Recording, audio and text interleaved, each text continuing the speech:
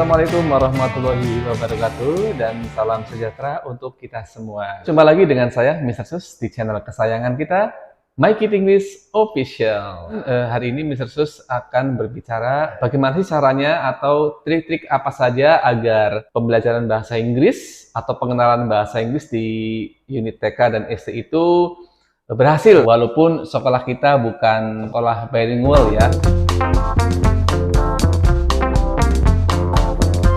Sebenarnya banyak sekali trik-triknya teman-teman ya. Cuman di sini saya akan mengkerucutkan menjadi 3 trik saja. Semoga dengan trik ini nanti pembelajaran bahasa Inggris sebagai salah satu program unggulan di sekolah kita itu berhasil ya di mata kita sebagai guru bahasa Inggris ataupun di mata para orang tua murid. Oke, pertama, biasakan atau gunakan dalam kehidupan sehari-hari, dalam percakapan sehari-hari itu dalam bahasa Inggris ya. Baik secara lisan maupun tulisan.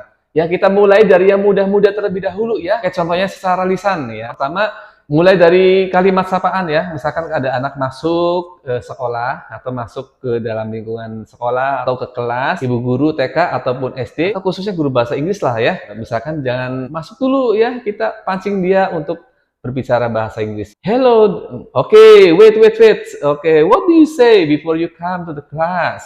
What do you say before you come to the school? Okay, repeat after me. Good morning, Miss. Seperti itu. Okay, come on. Good morning, Miss. Sambil kita misalkan pegang tangannya. Good morning, Mister. Good morning, Ibu. Nah, oke, seperti mulai dari salam dulu ya, tapi secara rutin pasti nanti akan terbiasa. Kemudian kalau salam sudah, mulai dari instruksi dalam bahasa Inggris ya. Misalkan kita mau minta tolong ke anak-anak, ya boleh dalam bahasa Inggris yang simpel ya. Misalkan katakan si A, namanya siapa nih? Anissa. Ya, Anissa lagi ya. Oke, Anissa, could you bring me a pencil please? Yang lain misalkan, okay children, could you sit down nicely here please together? Nah, itu boleh dalam bahasa Inggris ya. Tentunya harus konsisten ya teman-teman ya. Kalau untuk awal-awal mungkin anak-anak tidak mengerti ya. Jadi caranya kita pakai gesture, gerak tubuh. Misalkan, children, could you sit down here, please? Mereka pasti paham lah ya. Kalau misalkan nggak paham, karena ini adalah ungkapan awal bagi mereka ya, kita boleh translate dalam bahasa Indonesia. Itu pun kalau misalkan terpaksa banget ya. Kalau bisa, jangan ditranslate dalam bahasa Indonesia ya. Kalau perlu, pakai gesture gerakan saja. Itu ya. Tadi kan sudah salam, kemudian kalimat perintah. Sekarang boleh kalimat pertanyaan. Misalnya lagi, Chika, are you happy today? How do you feel today? Are you sad? Are you happy? Nah, itu boleh ditanya seperti itu. Jadi istilahnya harus dibiasakan dalam percakapan sehari-hari di lingkungan sekolah, lingkungan kelas ya.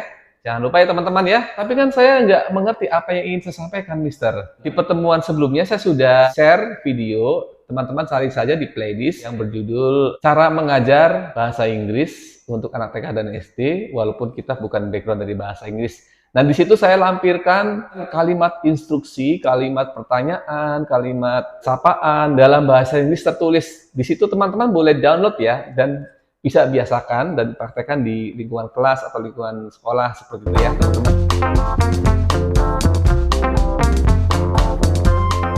Tadi kan secara lisan. Nah, yang kedua boleh secara tertulis ya. Jadi teman-teman boleh tempelkan dalam bahasa Inggris, misalkan di pintu masuk, please say salam. Misalnya ketik aja, please say salam before coming. Nah, ketik tulis seperti itu.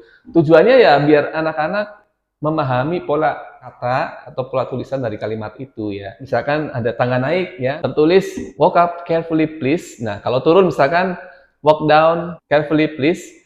Jadi boleh tertulis. Nah, nanti di pertemuan berikutnya saya akan buatkan kalimat-kalimat instruksi ya dalam bahasa Inggris yang secara tertulis ya, yang bisa ditempelkan di sudut-sudut yang perlu ditempelkan kalimat itu ya, misalkan di pintu ya, misalkan di tangga naik, tangga turun, atau di wastafel ya, misalkan di wastafel tertulis wash your hands clearly. Nah, atau misalkan di kelas tertulis peraturan, our rules, sit down nicely, listen carefully, answer the questions teachers.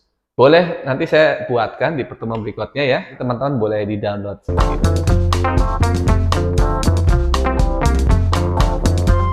Terus yang kedua, pastikan teman-teman buat minimal 1 minggu sekali pembelajaran bahasa Inggris yang menyenangkan, yang fun, yang efektif ya. Tapi kan Mister, guru-guru kami belum percaya diri dalam bahasa Inggris. Nah, saya punya rekomendasi suatu program yang sangat bagus ya untuk anak TK dan SD, ialah Make It English with Phonics. Itu program bagus banget ya teman-teman.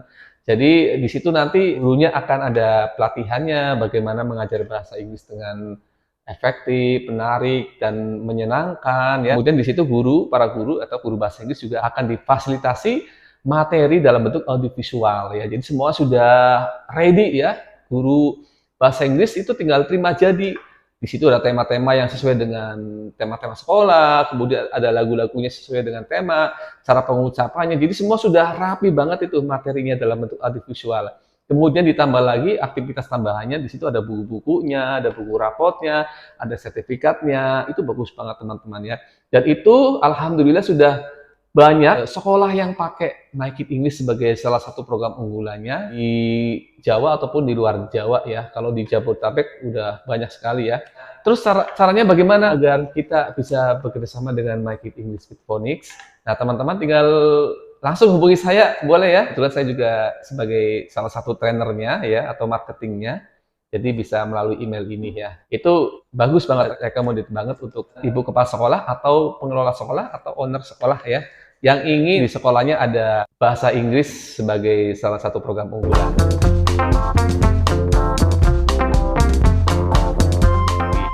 Terus yang trik yang ketiga, apa yang kita pelajari di kelas ya, bahasa Inggris itu ya khususnya ya, apa yang akan kita biasakan, boleh juga ditampilkan ke dalam acara-acara hari besar sekolah atau acara-acara lainnya di sekolah. Itu bagus banget ya.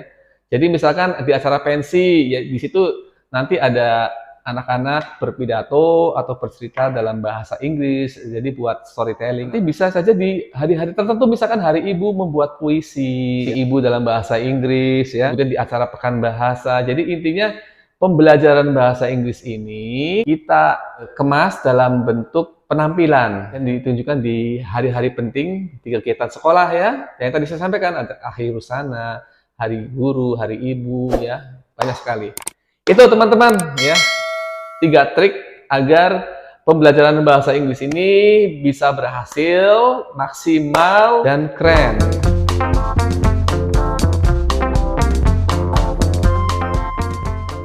Nanti di pertemuan berikutnya ada kumpulan puisi anak untuk tema Hari Ibu. Ya. Sebenarnya ini bukan hanya untuk acara Hari Ibu saja sih ya.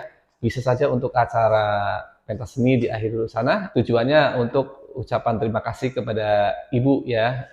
Atau kepada orang tua murid ya, atau kepada orang tua mereka masing-masing ya. Oke, terima kasih teman-teman. Jangan lupa kepoin juga video-video di playlist kami ya, banyak sekali ya. Jadi teman-teman lihat, tonton sampai selesai, semoga bermanfaat. Terima kasih, sampai bertemu kembali di pertemuan kita selanjutnya. Bye-bye.